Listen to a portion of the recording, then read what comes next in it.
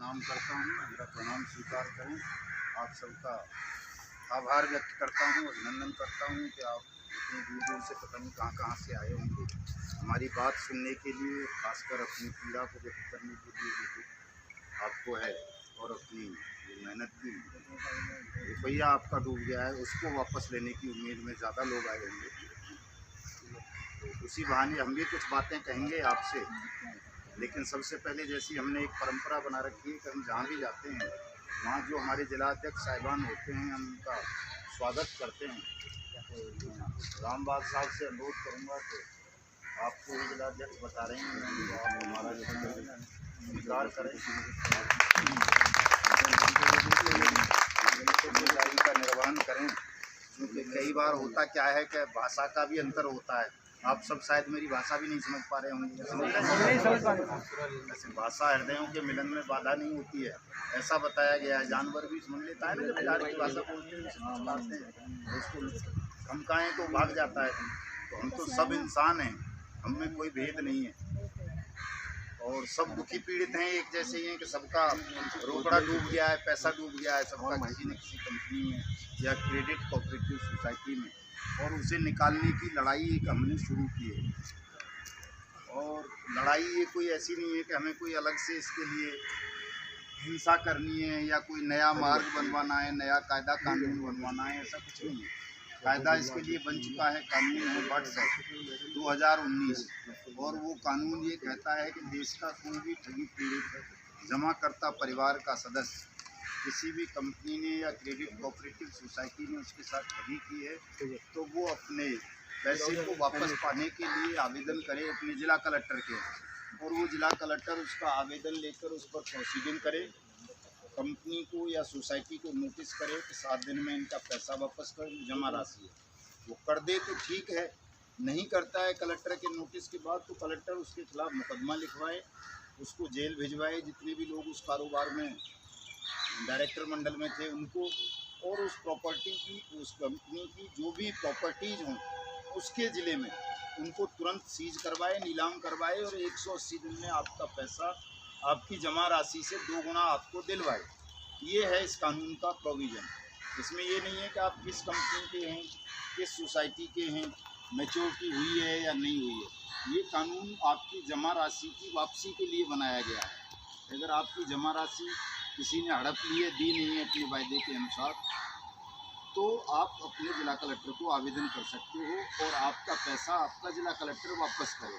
मान लीजिए किसी कंपनी की प्रॉपर्टी आपके ज़िले में नहीं है, तो उस स्थिति में जहाँ भी है वो वहाँ के जिला कलेक्टर को लेटर लिखेंगे। चूँकि कलेक्टर तो सारे देश में है, हर ज़िले में एक कलेक्टर होता है, 3-4 अपर कलेक्टर होते हैं, उसके नीचे और SDM पता नहीं क्या क्या दुनिया भर का स्टाफ होता है। तो वो उनको अप्रोच करे, उनको कहे कि भाई इस कंपनी की प्रॉपर्टी या जो भी प्रॉपर्टी है मेजरमेंट करके हमारे यहाँ डिटेल भेजिए, मेरे डिस्ट्रिक्ट के इतने लोगों के साथ इस कंपनी में डील किए और मुझे उनका पेमेंट करना है।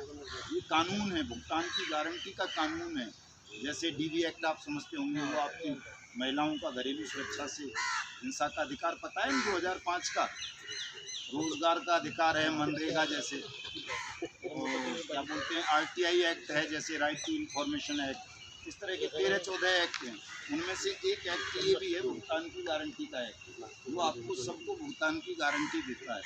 लेकिन समस्या क्या है, समस्या ये है कि जो आपके महाराष्ट्र में तो PID एक्ट भी है 2002 में, तो उसके रूल्स नोटिफाइड हो गए थे 1999 में, पिछली सदी में ही बन गया था। सबसे पहला राज्य शायद महाराष्ट्र है हिंदुस्तान में जहाँ PID एक्ट बना था जमाकर्ताओं के हितों की संरक्षा के लिए।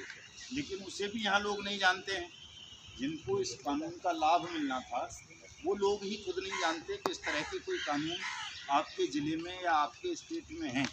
तो जब आप खुद नहीं जानते हो तो जो जानता है या जिसको इसे जनवाने की ड्यूटी सौंपी है जिला कलेक्टर या तहसीलदार या SDM या थानेदार या जो भी, तो वो चिंता क्यों करेगा इस कानून की अनुपालना की, क्योंकि आपको खुद नहीं पता।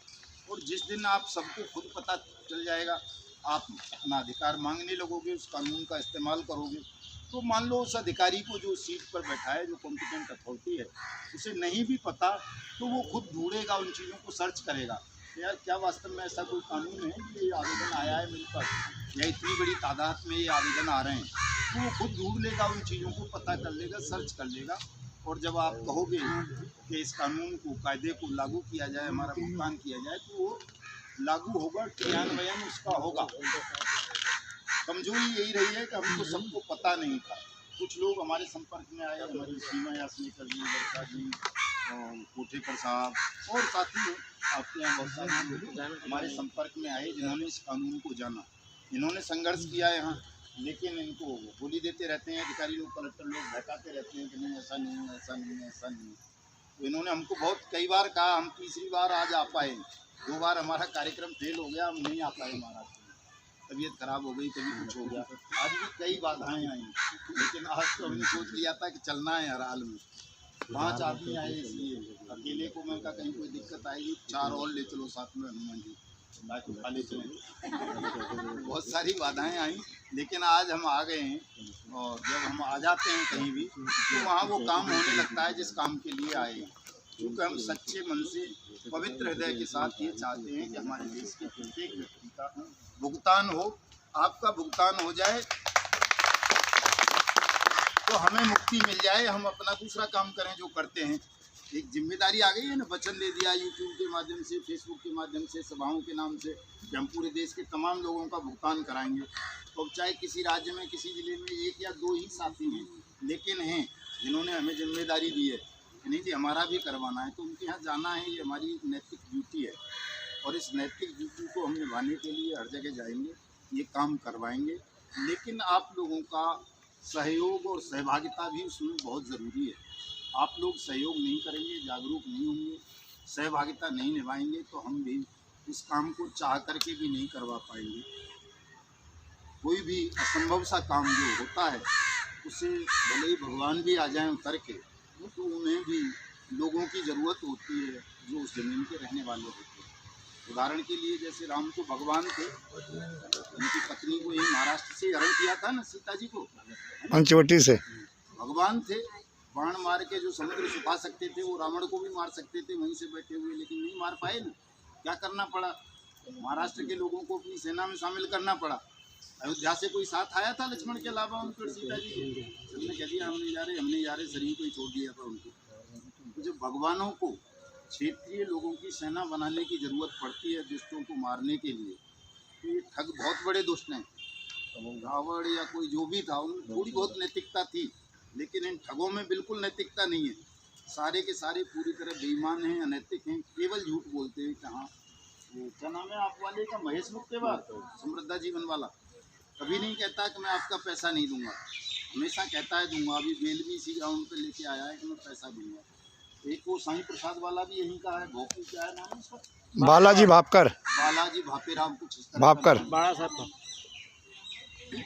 वो क्या मालिक है, वो तो शायद विक्टिम है गोदाम को, नेता है वो, नेता पीएसएल वाला निर्मल सिंह मंगू कहता है मुझे छोड़ दो, मैं सबका भुगतान कर दूंगा। सुब्रत राय कह रहा है 2016 से जब से छोड़ा हुआ है पैरोल पे, सबका भुगतान कर दूंगा, लेकिन करता कोई नहीं है।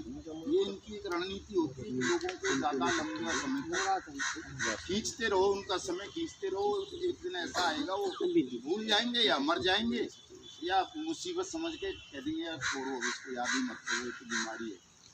तो ये उनकी एक रणनीति होती है तमाम ठगों की। तो उनकी उस रणनीति को ध्वस्त करने के लिए, अपने पैसे को वापस पाने के लिए, और साथ साथ एक और बड़ा काम करने के लिए, केवल लड़ाई भुगतान की नहीं रह गई है। आप जैसे 42 करोड़ लोगों के साथ हुई है हिंदुस्तान में, 5 लाख से ज़्यादा लोग सुसाइड कर चुके हैं, 1250 सैनिकों ने आत्महत्या कर ली है। अभी आप देखेंगे जैसे ये अप्रैल खत्म होगा तो पता चलेगा कि पूरा देश ठगा जा चुका है। ये जो कौन सा है वो क्रिप्टो करेंसी वाला घोटाला अभी इसी अप्रैल में उजागर होने जा रहा है। जो बचे कुचे लोग हैं 42 करोड़ के अलावा, जो 140 करोड़ हिंदुस्तान में से जो होंगे वो भी ठगे जा चुके होंगे। एक वो है डरबिन वाला घोटाला, वो भी ओपन होने जा रहा है, और कई इस तरह के घोटाले हैं जिनमें तमाम बड़े लोग भी फंस रहे हैं। मतलब पूरे देश में शायद ही कोई आशा व्यक्ति बचेगा जो ठगी प्रकरणों का शिकार नहीं हुआ होगा। तो अब केवल हमें अपने भुगतान की लड़ाई नहीं लड़नी है, केवल ठगों का सर्वनाश नहीं करना है, बल्कि अपने देश को भी बचाना है। इतनी भयावह और बुरी स्थिति आज होने जा रही है, इसी महीने में हो जाएगी, आप देख लेना सर। तो इस तमाम चीज़ों को, अपने पैसे को वापस पाने के लिए, अपने राष्ट्र को बचाने के लिए, और जो हमारे एजेंट साथियों का मान सम्मान भी खो गया है, जिसने भी काम किया है किसी भी कंपनी या क्रेडिट कोऑपरेटिव सोसाइटी में, आज उनकी समाज में इज्जत नहीं रही। उनके घर वाले भी उनको काटने को दौड़ते हैं। उनके उस सम्मान को वापस कराने के लिए भी इस लड़ाई को हम सबको पूरी ईमानदारी के साथ लड़ना है। और जब हम ईमानदारी से लड़ेंगे तो चाहे इतने लोग काफ़ी हैं। भाई साहब कह रहे थे, कौन सा शब्द इस्तेमाल कर रहे थे ना, पर्याप्त नहीं है संख्या।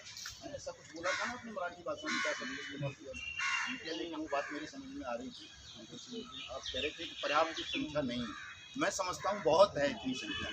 कोई एक व्यक्ति भी अगर ईमानदारी के साथ संकल्प ले ले तो वो अकेला भी पहाड़ तोड़ देता है, परमात्मा को बुला लेता है। ज़मीन पर स्वयं परमात्मा आ जाते हैं उसकी मदद के लिए, और बड़े से बड़े तानाशाह उसके सामने झुक जाते हैं, बशर्ते वो व्यक्ति ईमानदारी से, सच्चे दिल से, प्राणपण से उस काम को करने के लिए आगे बढ़े। हम बहुत लोग हैं, हम नहीं हैं। आप जब आगे चलेंगे तो आप देखना, 1-2 महीने बाद ही आप देख लेना, तो आपके पीछे हुजूम खड़ा होगा। हम भी जब चले थे 1 जनवरी 2022 को, तो अकेले ही बैठे हुए थे मैं जंतर मंतर पर। पहले दिन 250 लोग बैठे थे 1 जनवरी को, और दूसरे दिन 4-5 लोग रह गए थे, तीसरे दिन अकेला ही था। 27 दिन लगातार अकेला ही रहा। ये क्या हो गया, कहाँ चले गए सब लोग, इतने लोग? उनको संघर्ष नहीं कर सके, लेकिन मेरे मन में ये भाव था कि नहीं, मुझे इस लड़ाई को लड़ना है, जीतना है। तो मुझे आवाज़ आई कि भाई पूरे देश को जगाओ, यहाँ बैठ के क्या होगा जंतर मंतर पे या सुप्रीम कोर्ट में, निकलो घर से बाहर। तो फिर एक बड़ा सम्मेलन बुलाया, उसमें और ज़्यादा लोग आए जुलाई में, 31 जुलाई को। फिर उसके बाद में 25 अगस्त से अपना घर द्वार त्याग करके निकल लिया, तमाम जगहों पर गया, देश के 14 राज्यों में गया, 200 जिलों में गया। अभी जो 15 नवंबर वाला कार्यक्रम हुआ, फिर अब ये 23 मार्च वाला हुआ। बहुत साथी थे, आपकी पैर रखने को जगह नहीं थी जंतर मंतर पर। तो जंतर मंतर के मैदान को भरने के लिए करोड़ों रुपए नेता लोगों को खर्च करने पड़ते हैं कि इतनी भीड़ आ जाए कि किसी तरह वो मैदान भर जाए। और हमारे केवल 55,000 रुपये खर्चा हुए थे उस कार्यक्रम में। बाकी सारे पैसे बच गए थे लोगों को दिए हुए, जिससे हमने रथ बनवाया। 55,000 रुपये में वो मैदान इतना भर गया था, मैदान के बाहर भी लोग दुनिया भर की भीड़ नज़र आ रही थी। और प्रधानमंत्री तक को अपने यहाँ आवेदन लेने स्वीकार करने पड़े भुगतान के व्हाट्सएप के। और अब प्रधानमंत्री कार्यालय के तमाम अधिकारी हाथ जोड़े खड़े होते हैं कि साहब इस मुसीबत से हमें निकालो। ठगी पीड़ितों के अलावा और कोई काम प्रधानमंत्री कार्यालय नहीं कर पा रहा है 24 मार्च के बाद। इतनी भीड़ जुट रही है, इतने आवेदन जा रहे हैं कि उनके यहाँ उनको रखने को जगह नहीं बच रही है। तो मैंने कहा इसमें हम क्या बताएं, तुम कह दो हर जिले में हर जिला अधिकारी को प्रधानमंत्री कार्यालय है कि वो अपने अपने यहाँ काउंटर खोलें, सबके आवेदन लें, तुम्हारे यहाँ आने की ज़रूरत नहीं पड़ेगी किसी को। तो ये सब हो जाता है असंभव सा काम भी, अगर मनुष्य संकल्प ले ले और ईमानदारी से उस मार्ग की तरफ बढ़कर चले। निश्चित रूप से आप सबके यहाँ भी भुगतान का काउंटर खुलेगा, आप सबका भुगतान भी होगा, इसमें कोई संशय संदेह की बात नहीं है। बस आप लोग थोड़ा सा सब्र के साथ इस मूवमेंट को आगे बढ़ाइए, लोगों को जानकारी दो कि भाई इस तरह का कोई कानून बन गया है, इस कानून का इस्तेमाल करो। कोई ज़रूरी नहीं है कि हम सभा करें, मोर्चे निकालें, रैली निकालें, इनसे तो मुझे व्यक्तिगत फ़ायदा है, आप सबको थोड़ा ही फ़ायदा है। मैं हीरो बन गया हूँ पूरे देश में इस वक्त, जिसको 1 साल पहले कोई नहीं जानता था। रैली मोर्चे निकालने से तो मुझे तो लाभ हुआ है व्यक्तिगत रूप से। मैं जहाँ भी जाता हूँ, अनजान जगह पे भी खड़ा हो जाता हूँ, वहाँ भी 10, 20, 50 लोग इनामदार मिल जाते हैं। कोई पैर छूता है, कोई हाथ जोड़ता है, कोई पानी लाता है, कोई चाय लाता है, कोई कुछ करता है, कोई कुछ करता है। उससे मुझे लाभ हुआ है, लेकिन आम जनता को कोई विशेष लाभ नहीं हुआ मेरी दृष्टि में। आम जनता को लाभ तब होगा जब आपका भुगतान होना शुरू हो जाएगा, पैसा मिलना आरंभ हो जाएगा। तो उस काम को करवाने के लिए आप सब लोग कम से कम अपने आवेदन जरूर अपने जिला कलेक्टर के यहाँ या तो खुद जा करके नहीं जा सकते हैं तो डाक से भेज दो, रजिस्टर्ड डाक से और स्पीड पोस्ट से। उसकी एक प्रति प्रधानमंत्री के यहाँ भेज दो, वो खुद उसको भेजेंगे आपके जिला कलेक्टर को उस प्रति को। तुम इनके काउंटर क्यों नहीं खोल रहे हो, क्यों इनका आवेदन नहीं ले रहे हो, क्यों इनके पैसे नहीं ले रहे हो। जब प्रधानमंत्री कार्यालय उनसे जवाब तलब करेगा, रिपोर्ट मांगेगा, तो उन्हें कार्रवाई करनी पड़ेगी। इतना छोटा सा काम ये आप लोगों को करना है, कर लेंगे सब लोग। उस काम में कोई आपत्ति है, दिक्कत है? और 10 लोग जो हों उनको भी बता दो कि भाई ये करना है, इस तरह से पैसा मिलना है। जो निवेशक हैं वो कोई एजेंट साथी हैं उनको सबको बताइए और ये काम हो जाएगा साहब, कोई बड़ा काम नहीं है।